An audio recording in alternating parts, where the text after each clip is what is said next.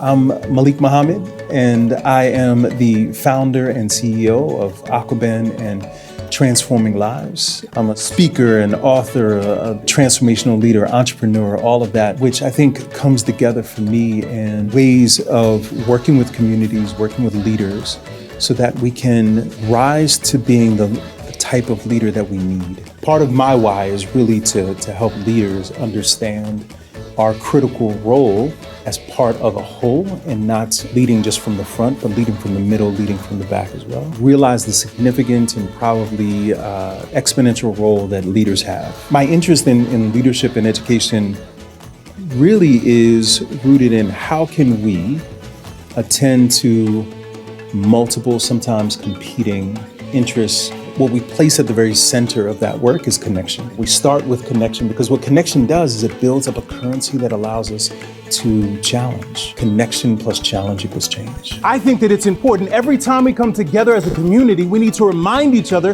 how we need to be as a community. By giving that, we give sort of a foundational framework by which people can begin to understand how we bring about the kind of lasting transformational change that we need, but ultimately a way of diagnosing where we're going wrong. Other times we have deep and profound connection and we haven't challenged nearly enough. It's no progress, no problem. But we'll also understand that these relationships can allow us to challenge ourselves and our thinking. What I'm trying to do in the world, hopefully making a small contribution, is sharing that formula and then helping people begin to unpack a bit of what it looks like at the personal level, at the organizational level, at the community level. The breeding ground by which we hone, fine-tune, and really sharpen our analysis. When I'm speaking to folks, above all else, I'm a storyteller.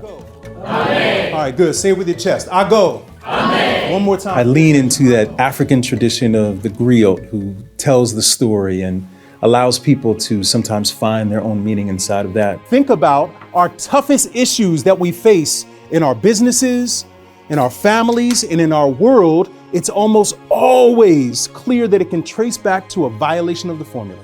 I think that there's a power, tremendous power in story. They say that facts speak to our head and stories speak to our heart. My preparation in getting ready to, I think, speak is really about connecting with the audience. I like to be out and around folks to kind of get a sense of where their heads, where their hearts are. I have been striving for a long time to be the kind of adult that I needed when I was young. So what I like about Malik is that he's brilliant and he's able to take concepts that can be confusing or complex and is able to just distill them down. And really force us to examine ourselves along the way. I have seen Malik speak no less than 20 times, and he never, ever disappoints. I have a responsibility to plant seeds that may not come up on my watch.